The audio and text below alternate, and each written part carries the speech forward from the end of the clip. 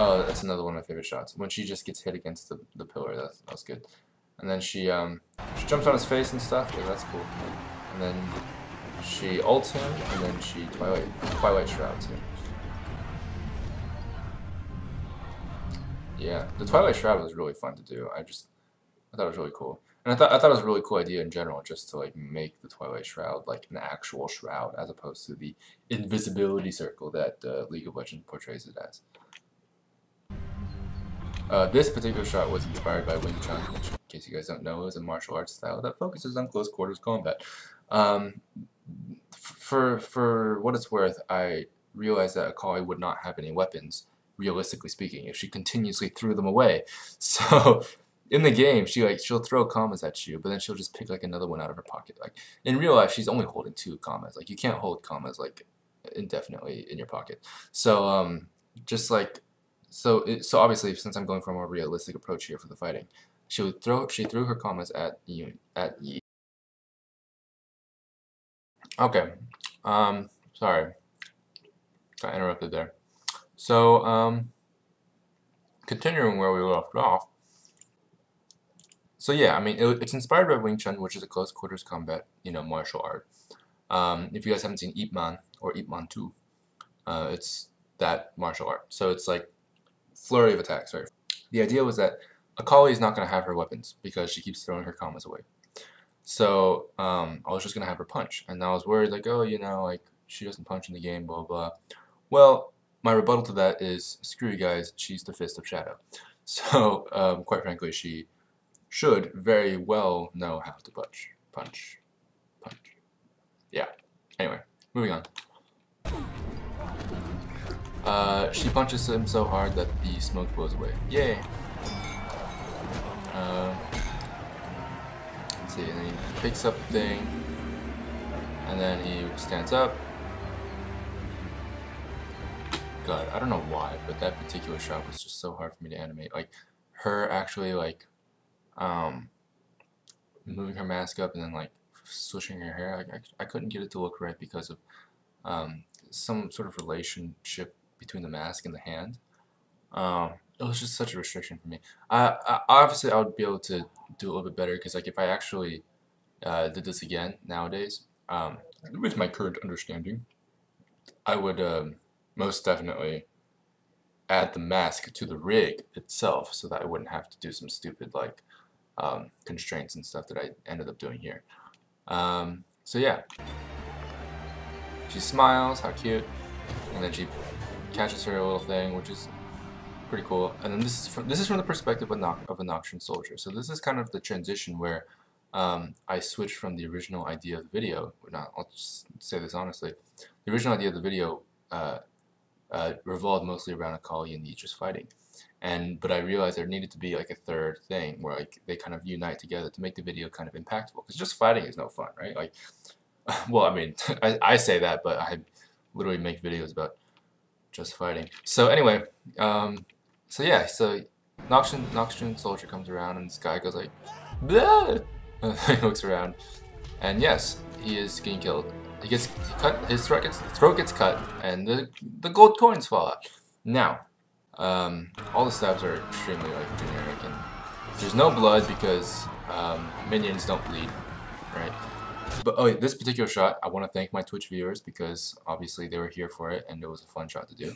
I believe it was the Twitch viewers who actually recommended that the gold gets like pushed out of him when he gets stabbed, and pulled out again when he gets pulled out. So I thought that was a really cool addition. I liked it a lot, so I took on the suggestion. So there's these are all reused animations, by the way, of them falling down. Also, if you didn't hear them, which you probably will in a bit as the video goes on, I'm actually using Swain's voiceover for the Nocturne soldiers, mostly because their design is actually kind of based off of Swain, and that's because Swain's design is based off the Nocturne soldier design. So, in case you guys didn't know that, Wuju style. So this is a cool scene. It's obviously in slow mo, more or less. Like the Akali's, thing is all frozen and stuff. It's kind of frozen in time. But yeah, the idea is that he blocks it for her. Really, really fast. And she's like, yo, thanks, bro. And then that's kind of the idea that they actually come together and instead of fighting each other like earlier, even though you could tell they were friends, now they're fighting together and you kind of get like a sense of, ooh, a lot of cool stuff's gonna happen. And that's what happens. So she runs up and she falls into the Noxian Soldier, runs up the wall.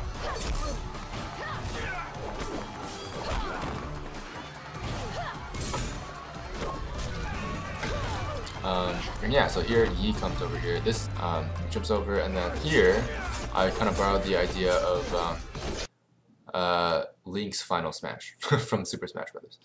So fun fact there. Yeah, and then everyone knows what it feels like to get KS'd by Yi, so I included that in there for fun. Also, in case you didn't notice, I didn't actually animate them falling because I'm so lazy. I just animated them standing there and then and then I just had them on the ground. So little tricks like that can kind of help when you're animating huge projects like this where you're just one person. Because quite frankly, if I animated everything exactly the way I wanted it to, it probably would never have finished. Now, I would love to work on a team of people, but I haven't gotten to that point yet where right now I'm still in school, so I mostly just work as a student and do everything myself. So I take shortcuts, and I would admit that I take shortcuts. And sometimes, you know, it's a good thing, sometimes it's a bad thing, but at the very least, I got to finish this project, so I'm happy about that. Let's continue. Oh, for some reason, I just really like animating her being all distraught, because like the natural motion of her arms falling down was fun to do. And I did some animation references on that. By the way, if you guys haven't seen the animation reference footage, you guys should check it out over here on this annotation right here. Okay, moving on. Eyebrow movement, that's cool. And this is, okay, so this is when they look out into the sea. The ocean was really fun to do, actually. The ocean was, I followed the tutorial by, I think, Blender HD. Correct me if I'm wrong, future Dylan. But I'll have an annotation here. And then, yeah, it was a really fun tutorial to do. The ocean looked actually really nice. But yeah, so I got the ship from Blend Swap, I believe, and then I just had them looking out into the ocean. And then on the boats, the idea was that there was a bunch of Noxian soldiers coming to actually attack the Ionian dojo. And so I did a really cheap, you know, like array thing there with a bunch of soldiers and stuff like that. And then what I did here was I basically just, you know, obviously that transition from the red orb to the moon, very cool, whatever, you know, kind of a cool transition there. But the idea behind it was that what was about to happen is not going to be shown, but you already saw it, and that's kind of the thing that wasn't necessarily clear the way I portrayed it, which I blame myself for it because the beginning wasn't very well lit, and there wasn't enough like nuances, like references to the ending for to refer back to the beginning. But the idea is that the moon is red because death is about to happen, and you know, it's the blood moon, and the idea is that all of those guys died. Like, they are the pile of bodies at the beginning. And so that wasn't necessarily obvious because of how I portrayed it, but either way, I'm still really glad how this project turned out. And I'm glad you guys liked it, quite frankly. I think it's just a really, a lot of particular scenes were just really pretty. For example, this one, which I rendered out just specifically for the credits. And I thought the dragon turned out really nice and stuff like that. So, and Akali actually looked really nice, especially when she was fully rendered out. This entire video was actually rendered out. This is a fun fact. This entire video was actually rendered out at 50% resolution, which is an accident. But first of all, it helped a lot in my rendering times because it already took about 10 to 30 minutes per frame, which is a decently long time. Yeah, so I mean, everything turned out great. I'm happy. Hopefully you guys are happy. But yeah, that's it for audio commentary, Ionia the Blood Moon. If you guys want to see more of the audio commentary series, check out Gods Don't Bleed 1 and Gods Don't Bleed 2, also known as Gods Don't Die. They'll be in the description or annotation here, whatever, you know. But yeah, check out the stuff on this channel, check out the stuff on my main channel, and I'll see you guys there. Bye. Yeah. Yes.